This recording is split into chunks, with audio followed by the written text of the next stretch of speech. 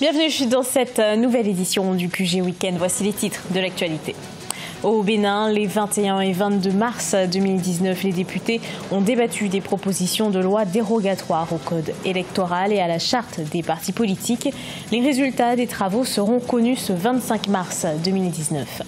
Soutien aux populations pauvres au Congo. 8000 projets seront financés par le programme d'activités génératrices de revenus. 16 localités sont concernées avant un passage à l'échelle nationale. Et puis en Égypte, l'équipe Hala, passionnée de course, s'est lancé un défi pour réduire sa dépendance aux importations, fabriquer localement une voiture de course pour des compétitions à renommée internationale.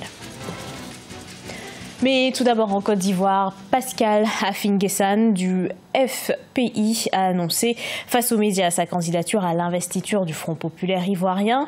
Durant une conférence de presse d'1h30, le président du Front populaire ivoirien, parti fondé par Laurent Gbagbo, a déclaré ce samedi 23 mars qu'il était candidat pour la présidentielle d'octobre 2020 si Laurent Gbagbo ne se présentait pas. Pour rappel, le FPI est secoué depuis 2013 par une crise interne. Difficile sortie de crise au Bénin. Le Parlement tente de trouver une solution à la crise préélectorale depuis le 6 mars. Les résultats des travaux de la commission sur la charte politique seront restitués en séance plénière ce lundi 25 mars 2019. Reportage de notre correspondant Lev Tino. Vive réaction au cours des débats en vue d'une sortie de crise préélectorale à l'Assemblée nationale au Bénin. En séance plénière les 21 et 22 mars 2019, les députés ont débattu des propositions de loi dérogatoires au code électoral et à la charte des partis politiques suggérées par le comité paritaire. La modification de l'article 80 de la Constitution n'a pas été évoquée lors des échanges en plénière à cause des contestations au sein de la classe politique et de l'opinion publique. Qu'on nous mette là comme des panthéons ou des marionnettes et pendant ce temps le calendrier se déroule, je trouve que la plus grande preuve de sincérité de Francis de nos amis doit être l'arrêt du processus. Si on va rester dans l'esprit aujourd'hui de dire que tout ce que tu as fait là, il faut balayer et le prendre, c'est qu'on se trompe, le compromis ne sera jamais atteint. L'option de la procédure d'urgence de l'étude des lois dérogatoires pour les élections inclusives a été écartée au cours des discussions.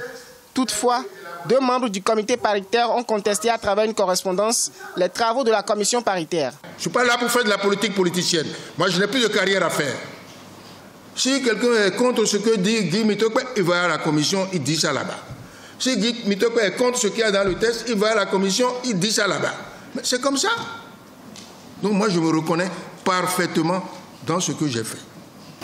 Le dossier portant loi dérogatoire au code électoral a été affecté à la commission des lois vendredi 22 mars 2019.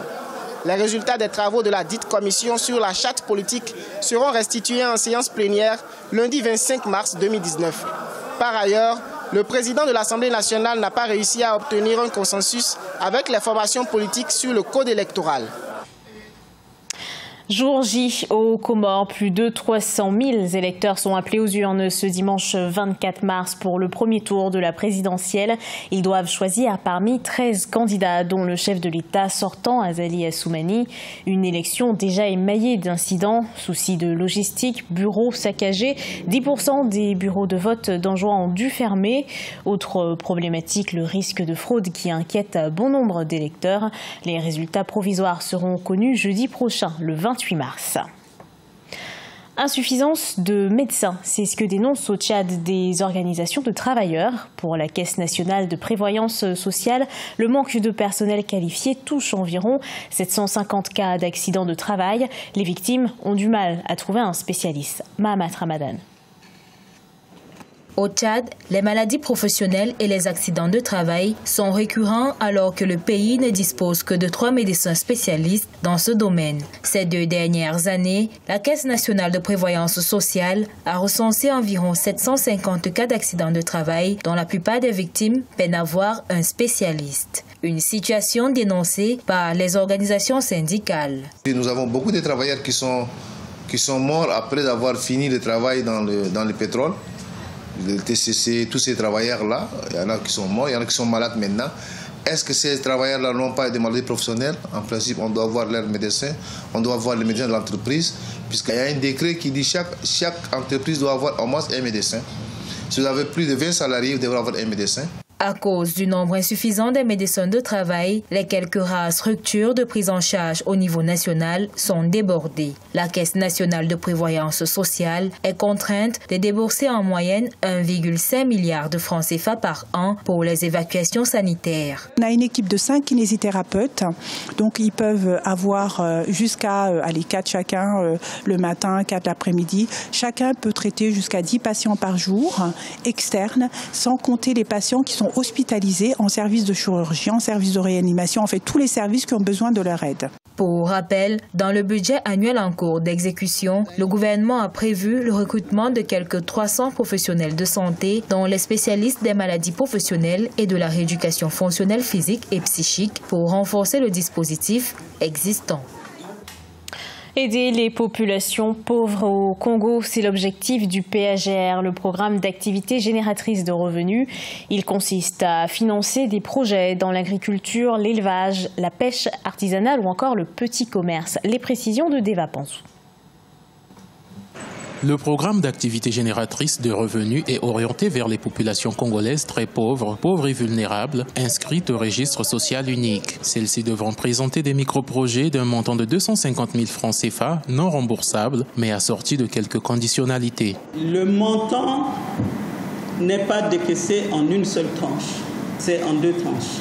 Quand le projet est retenu, jugé éligible, on donne la moitié. On voit comment le projet s'exécute et on analyse. Si l'exécution est satisfaisante, on donne la tranche qui reste. La mise en œuvre de ce programme dans le contexte actuel de crise économique et financière a été rendue possible grâce au financement additionnel obtenu de la Banque mondiale et de l'Agence française de développement, soit 2,4 milliards de francs CFA. Les ménages seront accompagnés par les associations locales qui ont déjà été sélectionnées. Beaucoup de jeunes souffrent, n'est-ce pas, souffrent de problèmes d'employabilité et que beaucoup de jeunes ont aussi besoin de formation et dont l'État ne peut pas tout faire. Donc ça vise évidemment à soutenir les plus pauvres dans certains secteurs, mais aussi à aider ceux qui peuvent se prendre en charge dans ce qu'on appelle l'autonomisation, n'est-ce pas? Et donc je trouve que c'est quelque chose de très bénéfique pour les populations. Le programme couvrira 16 localités des 6 départements que sont Brazzaville, Pointe-Noire, La Cuvette, Les Plateaux, le Poulet de Niari. Les activités éligibles au PAGR sont l'agriculture, l'élevage, la pêche artisanale, l'artisanat, le petit commerce et tout autre métier de service. Fabriquer localement une voiture de course pour des compétitions à renommée internationale, un pari qu'a relevé une équipe de course égyptienne, l'équipe de course Rahala. Elle souhaite réduire sa dépendance aux importations. Aïssatou Bari et Victoria Sedji.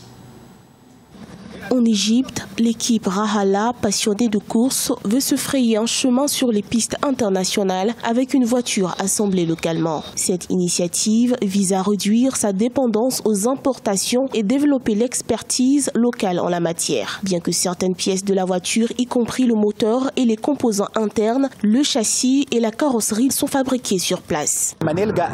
Au lieu de faire appel à des équipes étrangères pour la maintenance et la location de voitures, nous avons décidé de fabriquer des voitures similaires. La première étape consistait à acheter un design à l'étranger car ils ont plus d'expérience dans la conception de voitures de course. Puis l'ensemble du projet a été exécuté ici en Égypte. Les coureurs veulent passer à la fabrication et à la maintenance des voitures localement et espèrent pouvoir populariser le sport automobile dans ce pays d'Afrique du Nord. La voiture dispose d'une licence de la Fédération internationale de l'automobile afin qu'elle puisse être utilisée pour des courses internationales. Mon rêve est de hisser le drapeau égyptien dans une grande course internationale telle que celle du Paris-Dakar, la plus grande course du monde, ainsi que d'obtenir de bons résultats si Dieu le veut. L'équipe Rahala fait partie d'une communauté grandissante de coureurs égyptiens dont les efforts incluent la création d'une école pour former les amateurs de course. La voiture a été assemblée en 2012 et a depuis été utilisée par l'équipe dans les compétitions locales et internationales, y compris le Rallye Dakar en 2014.